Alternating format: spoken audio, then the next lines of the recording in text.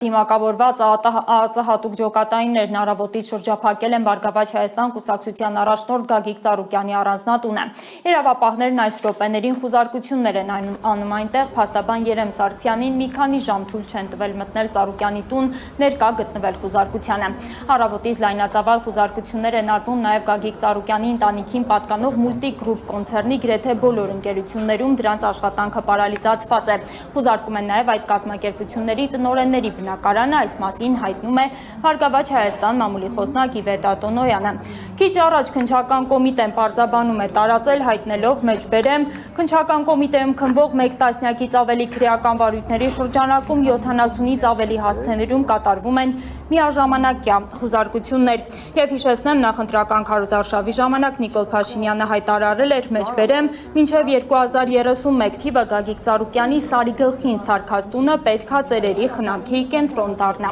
Մեջբերման ավարտը։ Արադ ցեմենտում է խուզարկություն, Երևանի Արադ կոնյակի օղու գործարանում է, Multi-Wellness համալիրում է, Օլիմպավանում է,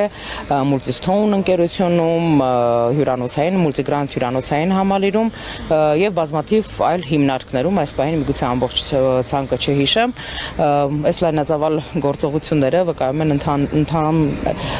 ընդհանուր առմամբ մեկ բանի մասին, որ բոլոր հնարավոր եւ անհնարին միջոցներով փորձում են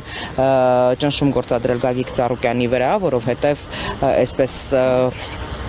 այս արագությամբ սպասեցին եւ համբերեցին Սահմանադրական դատարանի որոշմանը, որից անմիջապես հետո այսօր վաղ առավոտյան 7-ից 16 են սկսել գործողությունները իրականացվել։